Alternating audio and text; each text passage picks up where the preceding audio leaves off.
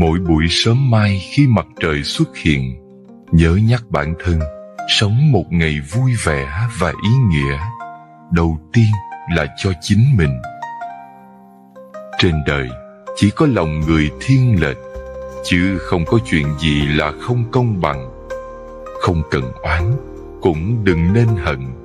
Cứ hết mình với hiện tại, mọi thứ lớn nhỏ sẽ từ từ lùi vào dĩ vãng. Cuộc sống dù tàn khốc đến đâu, bạn cũng hãy cứ kiên trì, vì nỗ lực bao nhiêu sẽ đạt được thành công bấy nhiêu.